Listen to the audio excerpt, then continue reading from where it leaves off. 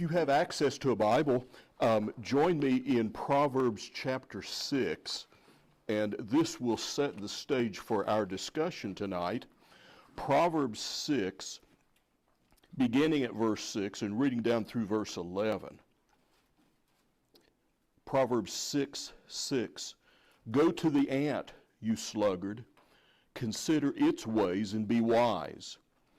It has no commander, no overseer or ruler, yet it stores its provisions in summer and gathers its food at harvest. How long will you lie there, you sluggard? When will you get up from your sleep? A little sleep, a little slumber, a little folding of the hands to rest, and poverty will come on you like a bandit, and scarcity like an armed man. What's fascinating about this statement is this is inspired revelation, but the author is telling us to go to natural revelation. The author is telling us to go to nature, to go to God's creation, and I want to talk in my introduction about three animals that teach us about this vice of sloth. The sloth is a very slow animal, and captive sloths may sleep from 15 to 20 hours a day. They move only when necessary, and even then very slowly. Now, they were named for the vice and not the other way around. A French naturalist in 1749 was the first to describe this creature, and he writes, slowness, habitual pain, and stupidity are the results of this strange and bungled conformation. These sloths are the lowest form of existence. One more defect would have made their lives impossible. Well, that may be an illustration of bias as well as slothfulness. But what's fascinating is that even in nature, we have this creature that's named for the vice. Now, almost a synonymous term is the sluggard, or in nature, we have slugs. They, again, were named after people who were sluggards. In the history of the English language, the word was first applied to people, and then, beginning in the 1700s, it was applied to this slimy, slow, shell-less gastropod that we call a slug. But there's a third animal in creation that's mentioned here, and that's the ant. And ants are notoriously good for locating food, and if you're not aware of that, I would suggest an experiment. Just leave some out tonight. What's fascinating is since the 1990s, computer scientists have been studying the algorithms of ant behavior because they seem to know how to find the shortest distance between 2 points. And the hope of scientists is as they better understand how the ant functions, that this may eventually help us program self-driving cars that never get stuck in traffic. We're not there yet, but the ant is. Okay, all right. So just by way of introduction, it's interesting that nature talks about these the virtue and vice of industry and slothfulness. Wisdom literature is a good place for us to go to learn more about this vice. There's a Hebrew word, atzel, that is used 14 times in Proverbs as an adjective, and then there's a couple of other noun references in Proverbs and one in Ecclesiastes. So this Hebrew word is translated either sluggard, slothful, idleness, slacker, lazy one, or the New Living Translation has lazy bones. What I think is interesting is in the book of Proverbs, the writer utilizes hyperbole to ridicule this vice of sloth. And let's have a little fun. If you'll turn to these references, I want you to envision what the writer is saying. First of all, in Proverbs 26, verse 14, I'm suggesting to you that this is really an overstatement. But as the door turns on its hinges, so a sluggard turns on his bed. What mental pictures does that bring to your mind? Have you tossed and turned all night long? But you were never hinged to the bed. See, the sluggard is somehow hinged to the bed, so he flops back and forth, and he's permanently stationed there, isn't he? Well, I think there's humor intended in that picture. Now, there's a second statement that is used twice, and we're in chapter 26, so just look at verse 13, and basically the same thing is said in chapter 22, verse 13. The sluggard said, "There's a lion in the road, a fierce lion roaming in the streets." Now, our problem is we don't know the setting of the Mideast, and for all we know, that may be a normal occurrence. But it is really not, especially in the fortified cities. There would not be lions roaming up and down the streets. And so this is a statement of exaggeration. Have you heard all the excuses for not working today? Well, this is the ultimate of all. I'm afraid to go out and work because there's a lion roaming in the street. To put it in our culture, it would be the equivalent of saying, I can't go to work today, I might get run over by a truck. You could, but it's not likely. And so this is an overstatement. And then there is a statement that's made twice in Proverbs in chapter 26. Look at verse 15. This is also stated in chapter 19, verse 24. The sluggard buries his hand in the dish. He is too lazy to bring it to his mouth. Have you ever known anyone that was too lazy to eat? Now, some people that may be all they're good at, but to think of someone who cannot really get the food from hand to mouth. In other words, he just drops off to sleep before he can complete the transaction. I think this is meant to be hyperbole, and this is a picture of inertia, that he just doesn't have enough energy to complete that transaction. Well, I think these statements were meant to be humorous and to poke fun at this vice of slothfulness.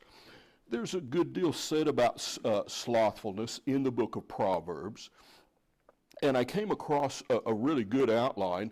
I could have stolen it, but I decided to give credit to Derek Kinder.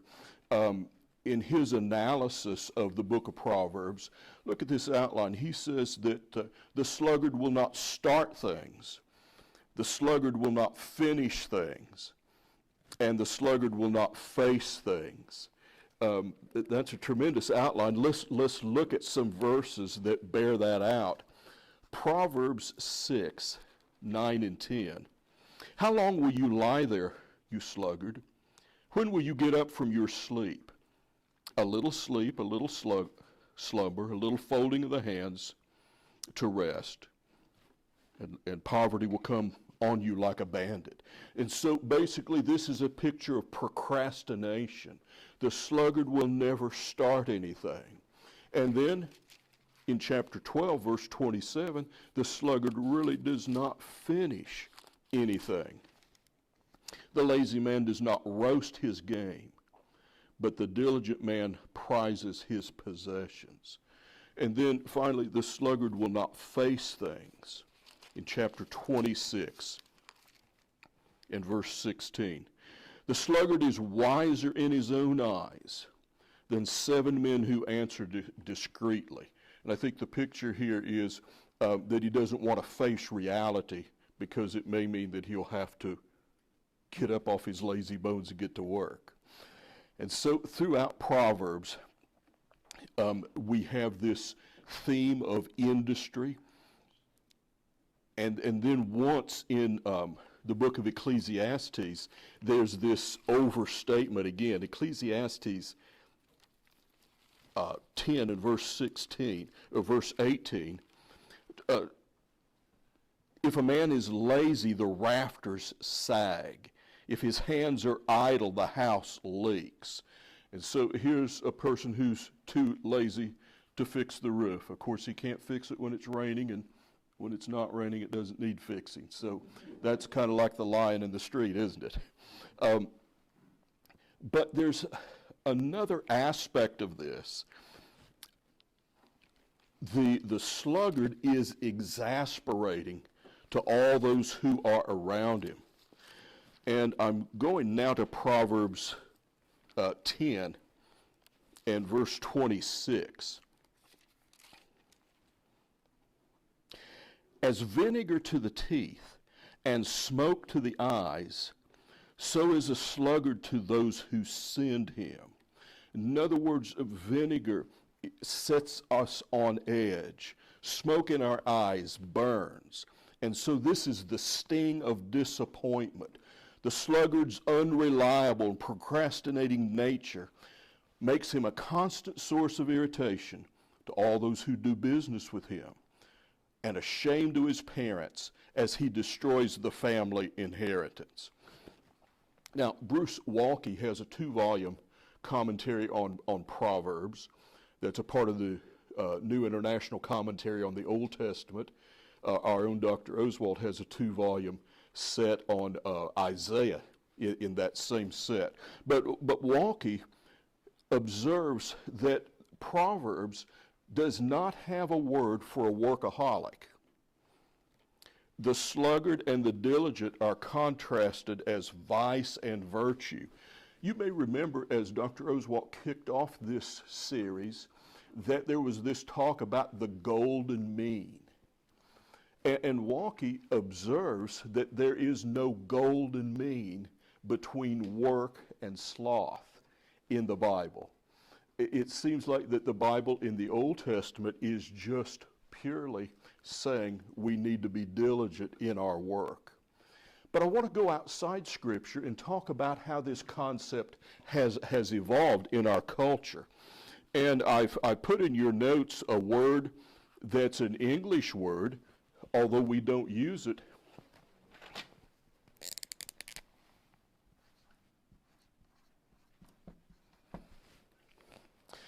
Is anyone here familiar with that particular word? It's based on the Greek word with the primitive in front of it, means without care. And it moves just a little bit from laziness to an idea of listlessness, that we just don't care. Now, I've also given a synonymous Latin term, which means sadness or sorrow or melancholy or sloth. Well, we know we're talking about sloth, but now we're looking at a particular jumble of notions that goes clear back into ancient history. And it talks about not only physical laziness, but mental and spiritual and pathological states. And it almost corresponds with an idea of depressiveness. It could be defined as an absence of interest, a habitual disinclination towards any exertion. And so we find in the Iliad, written by Homer, that he describes soldiers that were careless, even to the point of not bearing their own comrades. Just a listlessness. And so it's connected to apathy. As we go into the Middle Ages and the Christian monasteries, this word was used to describe more than just laziness or apathy. But the monks began to use this word to describe this battle they had to be spiritual. This feeling that they didn't want to participate in ascetic practices. This boredom, which led them to fall asleep while they were reading, the frustration with the rhythm of life in the monastery. See, the word is beginning to change a little bit. And I think when cultures were slaves, slothfulness just carried an idea of physical work and doing what you had to do.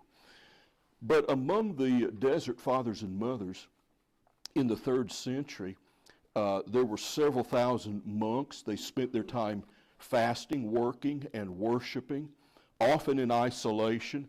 And they would write that when the sun and the heat peaked, that their life could be quite uncomfortable. And one of their people used this word to describe what he called the demon of noontime. And that's a reference to Psalm 91, verse 6. You might want to turn there, Psalm 91, verse 6. And you may be familiar with this statement that God will save us from the pestilence that stalks in the darkness and the plague that destroys at midday. And so that may be a period of life that we're in, that can be used metaphorically. But these monks were saying, literally, when things are the hottest, this sense of drowsiness was a demon of noontime. And so the first major edit of the original list of virtues and vices occurred when Pope Gregory I created the list that we're more familiar with today. And so he lumps Acadia together with this Latin word, which has more the meaning of sorrow or even grief. And these terms were often used until interchangeably until sloth became more of a catch-all word. Well, the real question was whether this was only a peculiar temptation to those who were monks. How does that apply to lay people? And some of what I'm talking about didn't make a lot of sense outside the desert, outside the cloisters. Thomas Aquinas in the 13th century talks about spiritual affliction. And he says the monks are not the only ones that are affected by this. Sloth, he wrote, is a sadness about one's spiritual good. Another person writing in the Middle Ages refers to this as indolence or idleness. In modern times, it is likened to depression. And I've given you a link to a modern article that says that sloth has a complex history across Christianity. And it deals with our conception of what's dangerous to the mind or the soul. The article that I'm referring to is Acadia, the lost name for the emotion we're all feeling right now. And a Roman Catholic scholar in Australia describes our culture as bored, listless, afraid, and uncertain. You see, the meaning has morphed. It's changed a little bit. And so when we go to the New Testament, this particular word does not occur at all. But there are some other passages that address the issue of slothfulness and industry. I'll give you one Greek word that's used in Romans chapter 12. And let me just go there and share that with us. Romans 12, 11 through 13. Never be lacking in zeal, but keep your spiritual fervor, serving the Lord. Be joyful in hope, patient in affliction, faithful in prayer, sharing with God's people who are in need. Practice hospitality. But this concept of don't be lacking or holding back. Don't be hesitating because of weariness, fear, bashfulness, or reserve. This almost seems to carry a social implication. We're not talking so much about manual labor as we are relationships and engaging people. But this same word is used in the teachings of Jesus, where he describes the slothful servant. Do you remember 3 were given talents to invest, and the third one was slothful because he did not invest what was entrusted to him. And so this carries the idea that we are to be responsible agents. There's an interesting use of this Greek word that we're looking at now in Philippians chapter 3, where Paul says in the middle of this letter, "Finally, my brothers, rejoice in the Lord. It is no trouble for me to write to you." And however that's translated, that little phrase, "it is no trouble," means essentially that I have no hesitation. I'm not sluggish. I'm not trying to overcome some kind of mental inertia in order for me to write to you. Another word, a synonym, is used in Hebrews 6:12, and there the author says there's much more I would like to write to you. But in Hebrews 6:12, we do not want you to become lazy, but to imitate those who, through faith and patience, inherit what has been promised. And so some translations, and maybe a translation you're looking at would say, I don't want you to become dull. Anybody have a translation in front of you that uses the word dull or obtuse? This almost suggests a mental sluggishness that may be best conveyed in this phrase, "I could care less." Now, think about that. We have a little idiom, all work and no play made Jack what? He was a dull boy, but was he a lazy boy? No, he worked all the time. So by the simple definition of work as physical exertion, Jack was not a lazy boy, but he had become a dull boy. And it seems like that this concept is growing or evolving to become more than just going beyond physical exertion, but it has to do with mental aptitude. Or when I was going to school, the teacher said we need to apply ourselves. You ever hear that kind of language? And so I think that figures into our understanding of sloth. A couple familiar passages in the New Testament. Whatever you do, work heartily as to the Lord. So that's a work ethic. And then this statement, if anyone is not willing to work, let him not eat. Very clearly, there's a work ethic there. But there's an interesting passage in 2 Thessalonians chapter 3.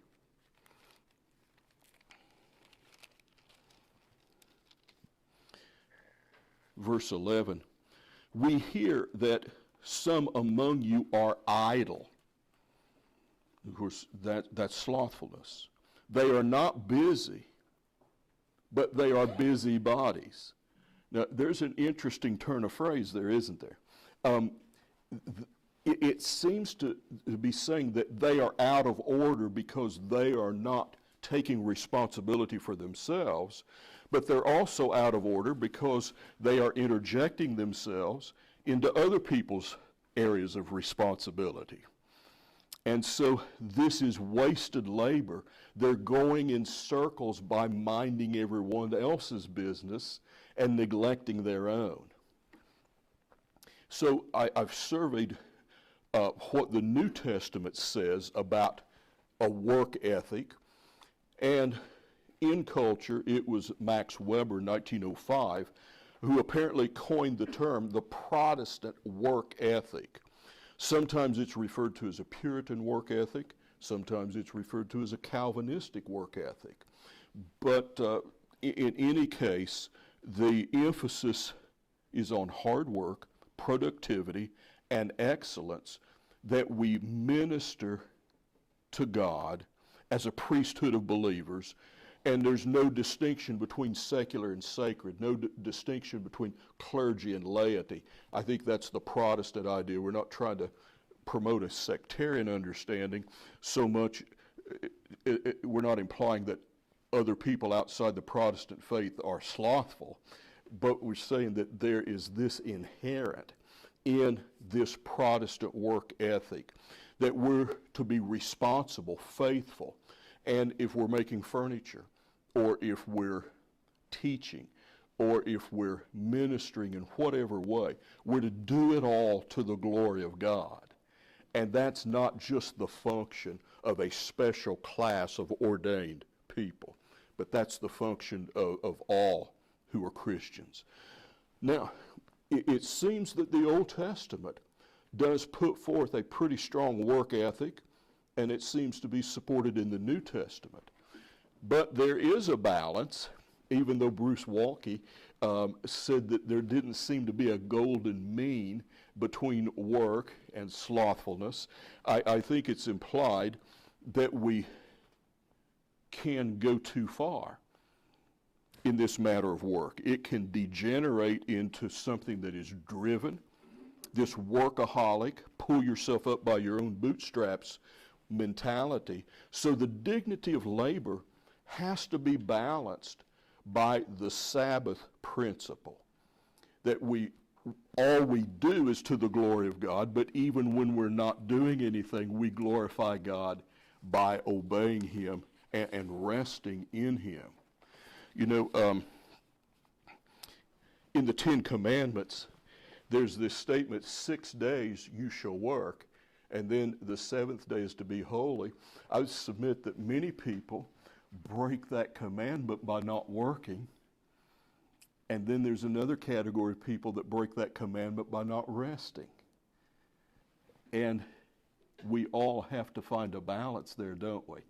And I think if I can go to the story of Mary and Martha, you know, Martha believed that Mary was slothful. But Jesus says she really wasn't. And you see, I'm talking about this slippery slope of sloth.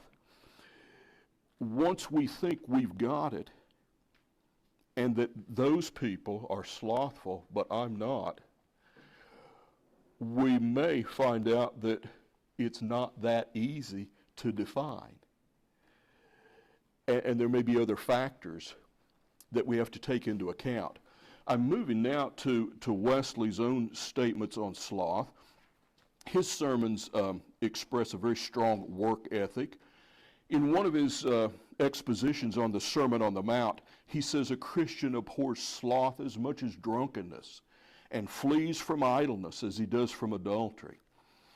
In another of his sermons, he says the rich are continually tempted to sloth, indolence, love of ease, softness, delicacy, to the hatred of self-denial, the taking up of the cross, even that of fasting and rising early, without which it is impossible to grow in grace. Someone observed that Wesley believed in growth in grace, but got up at 4 or 5 in the morning, you know, as just a matter of his own self-discipline. Wesley said that luxury can lead to idleness and sloth can lead to wantonness. He says all idleness is immorality. There's no greater dishonesty than sloth. And it's fascinating to listen to some of the straightforward language that every blockhead is a knave. He defrauds his benefactors, his parents, and the world, and robs both God and his own soul. How many lazy drones consume the produce of others? And so there's some pretty straightforward language. based on a very strong work ethic. One of the reasons your notes are so long is because I wanted you to have in its entirety this portion of a letter that Wesley writes. Wesley counseled the Methodists through his letter writing. And in this particular letter, look at this with me. He says to June March, "You do not at all understand my manner of life. Though I am always in haste, I am never in a hurry. Because I never undertake any more work than I can go through with a perfect calmness of spirit. It is true I travel 4,000 to 5,000 miles in a year, but I generally travel alone in my carriage, and consequently I am as retired 10 hours in a day as if I was in a wilderness. On other days I never spend less than 3 hours, frequently 10 or 12, in the day alone. So there are few persons in the kingdom who spend so many hours secluded from all company. Yet I find time to visit the sick and the poor, and I must do it if I believe the Bible. If I believe these are marks whereby the shepherd of Israel will know and judge his sheep at that great day." Well, it's interesting here, there's almost a tension in what he writes. He talks about just having this perfect shalom, that he just goes through life dealing with whatever comes along without being ruffled whatsoever. But then as he continues to kind of open up his heart, do you get a sense of oughtness, this sense of drivenness? I think some people might accuse him of having an obsessive compulsive disorder. But notice what he says here. Yet he says, I find time to do these things because I must if I believe the Bible. And I'm not trying to discount that, but I'm saying in all of his peace and tranquility, there is still this sense of drivenness. And I think we all have to work through that. In the time that remains, maybe we can process how this looks to us, how this fits for us. Yes, there are things that we must do. We do have personal responsibility. But true slothfulness is more than just a character flaw. It's a moral issue that leads to the loss of freedom. I think I have this in your notes, and I'm borrowing this again from Bruce Walke. I think in our culture, we are in danger, and we are in fact losing freedom because we want someone else to take care of us. I think that's a part of what's being said here. Walke goes on to say slothfulness is this perpetual frustration of getting nowhere. Why don't we get anywhere? Well, because we never start anything. We never finish anything. And then it refers to the loss of life itself. We are sometimes our own worst enemies because of this slothfulness. So Scripture teaches a work ethic. Real sloth can be the result of believing that certain forms of labor are beneath our dignity. And yet, sloth can be so easily distorted. You know, if you were a Jewish slave in Egypt, you worked hard 7 days a week. You didn't have the option of being slothful. However, when they were led out of slavery, they had to grasp this concept of personal responsibility. And all honest labor has a sense of dignity associated with it, but labor can take many forms. And we've talked about monks who had to fight mental dullness because their form of labor was not only physical, but it also was intellectual. Michael Horton wrote that our culture sort of has an anti-intellectualism. And this is a form of sloth, but it is not necessarily physical sloth. Horton says, our age, as preoccupied with the flickering images of the screen as any medieval peasant, has given itself willingly to the enterprise of dumbing down. But losing our grip on what really matters goes deeper than lazy thinking. It is not merely that we are intellectuals who want to make know-it-alls out of plumbers. It is the whole person that is involved in this sloth. He continues to quote C.S. Lewis in this famous analogy. It may sound familiar to you. The ignorant child who wants to go on making mud pies in the slum because he or she cannot imagine what is meant by the offer of a holiday at sea. Does that sound vaguely familiar? That's a famous passage from C.S. Lewis. And he's saying that sometimes we don't set our sights very high. And so I'm coming around to saying, I think it's much harder for me to assign sloth to other people because I don't know where they're coming from. I don't know what grief. I don't know what issues they may be struggling with. We are tempted sometimes to believe people are lazy because they are not doing what we think they should be doing. But they may not be productive because they have physical pain. They may be grieving. They may be worn out. They may be living in quiet despair. You see that article I referenced briefly says that this may be the vice of our age, just this dullness, this just barely getting by.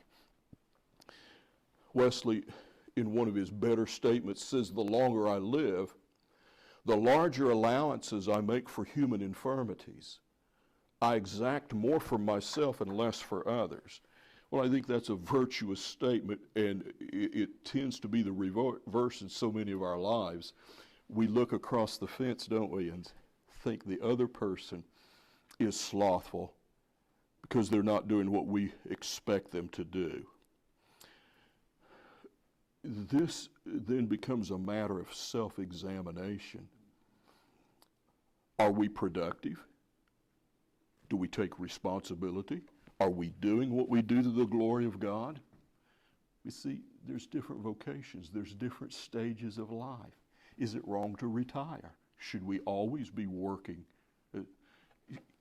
See, these are things that we have to sort out between us and God. I've been in licensed ministry since 1975. And I think I've seen the underbelly of church organizations. And I think I've seen a fair amount of sloth in ministry. You remember the 80-20 principle? When I was younger, at least, I would be more certain than I am now that 80% of everything that got done by about 20% of the licensed clergy in any organization. As I said, I've moved from one to another and I haven't seen much difference. But you see, what looks to me like sloth may in fact be a little more complex. And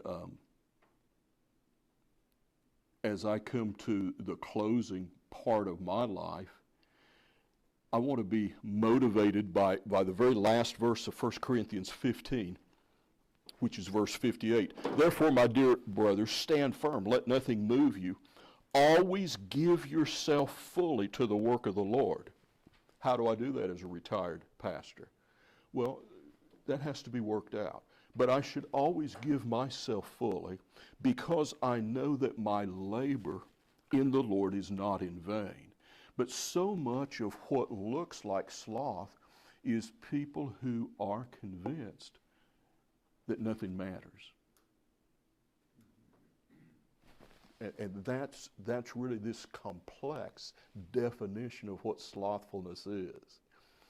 And so talk to me a little bit about this in the moments that we have left. Is this helpful at all to understand that there are seasons of life, there are vocations of life, and it's a little more complex, I think, than just saying that they ought to be doing this or that. It may look that way to us superficially, but we may not know the circumstances. What do you think? The first thing that came to my mind was thinking about in today's world, you see so many places that need workers and nobody wants to work. Yeah. Is that because they're lazy, or they don't think they earn enough, or they work so they do nothing, or how does that fit into that idea? Yeah. It's real easy for me to offer my 2 cents worth, but that may be about all it's worth. I am concerned that we have lost a work ethic, but we're not going to gain it back just by criticizing other people. I've got to find in this stage of my life what it means to give all that I have. And I'm finding I don't have as much to give. I maybe never had as much to give as I thought I did, but I know now that when I push the accelerator and nothing happens, I may be doing all I can, but it may not look like that to other people. Thanks for your input. Anybody else want to share something? Vic, yes. Looking at John Wesley's statement there that you were talking about, Mm-hmm. he seems to be torn between the two. Thought come to my mind of balance and tension in Yes. life. I tend to border. It's easy for me to border on the workaholic side. Yes. I've been driven like that most of my life. Yes. But I've worked on the issue of balance. Mm-hmm. And it seems to me you can fall off the fence on either side. That's right. Mm-hmm. You can fall off on the side of heavy work, Yeah. just being slack. Mm-hmm. And so I find so many things in life need to be kept in balance. That's right. When I say tension, I mean that in a healthy way. That's right. Much of life works best when there's an tension. You don't fall off on either side of Mm-hmm. it. And even though the wisdom literature doesn't express that explicitly, I think it's implied in the tenor of Scripture that we don't just mindlessly work as hard as we can all the time, and yet there is a work ethic that we need to recover and maintain in balance. Well, it works physically too. I mean, you can exhaust yourself by working too hard. That's right. But pacing yourself, I can read Wesley's statement there, I think he's kind of pacing himself Yes, to a certain extent. that's right. And yet there is this sense of duty that I think is biblical. When you were talking about Acadia, what came to my mind is the word we use, apathy. Yes. I don't care. Yeah. It doesn't matter. Mm-hmm. Why should I? Yeah. Doesn't matter who I vote for. It doesn't matter. Yes. Nothing matters. Nothing matters. Or even human life. Mm-hmm. And so Human life is simply to tell those people they need to work harder is not helpful until we can help them see that things do matter. They are, yeah. There has, our culture has lost a sense of hope, and it's just this stagnation.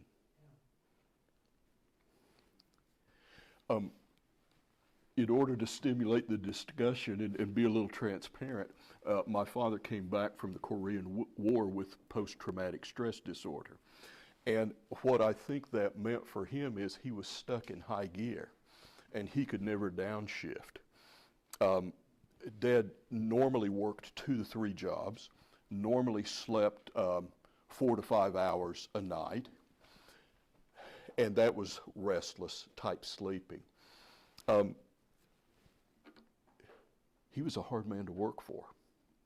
I worked for him, And I was once in a conversation, and I didn't realize how close he was.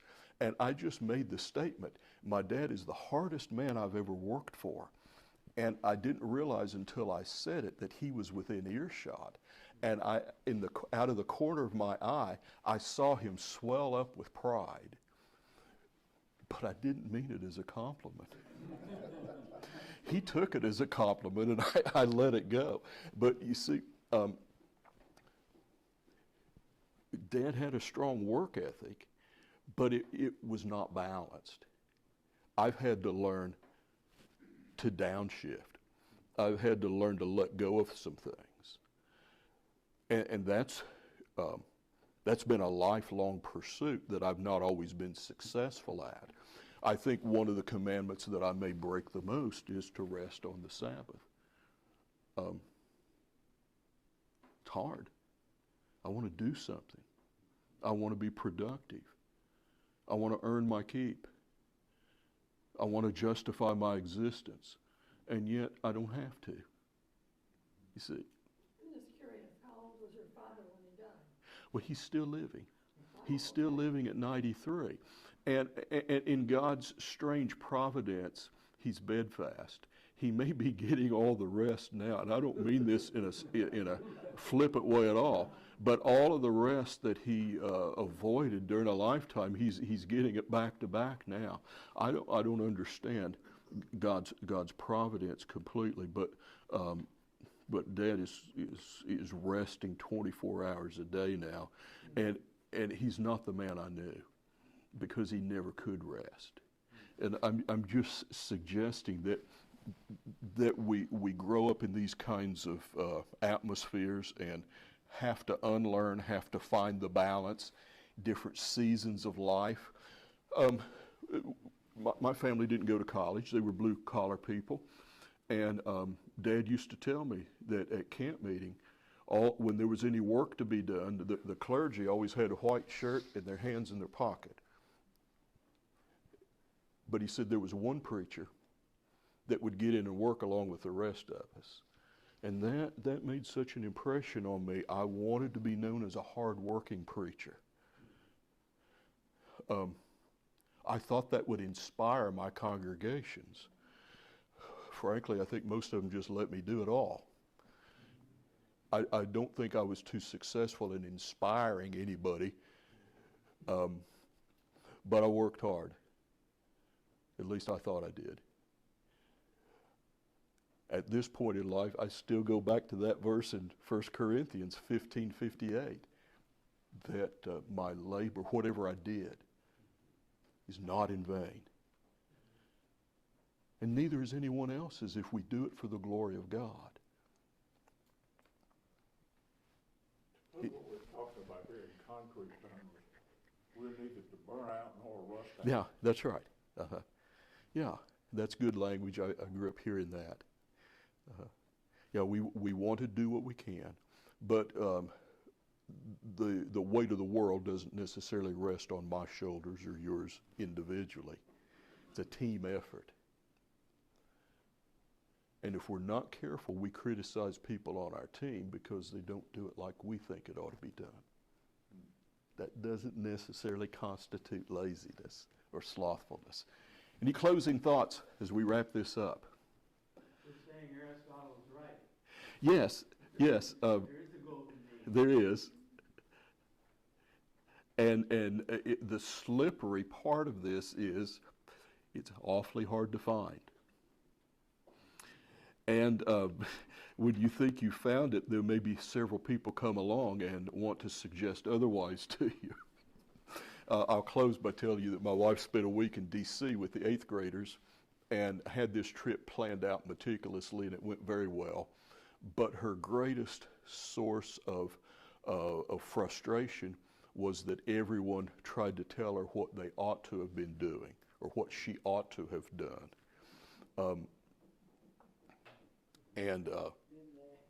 You know, the struggle is I do what I do for the glory of God. And God's not a hard taskmaster. His yoke is easy. His burden is light. But public pressure, public opinion the suggestions, the well-meaning suggestions of other people can become a pretty heavy load. Sometimes I think we can put that on ourselves. Yes. And what I'm saying is other people will put it on us too if we'll allow that. One of the things I learned in time management is if I don't have something to do, someone else has something for me to do. And I can spend the day accomplishing their list and not getting my responsibility. So it is this slippery slope, isn't it? And I'm not trying to dodge the issue. I'm just trying to say we have to work it out between us and God.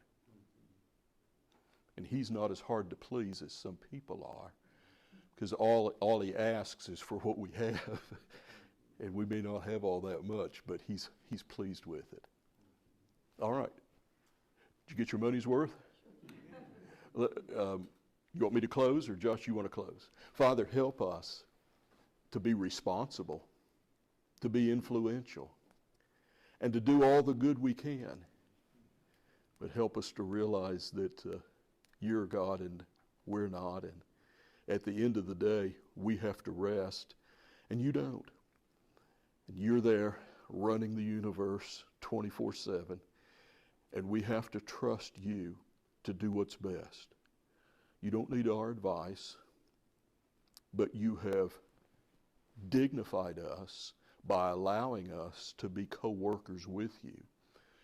Help us to learn to work, help us to learn to trust, help us to learn to rest, and help us to do all to the glory of God. I pray in Jesus' name, amen.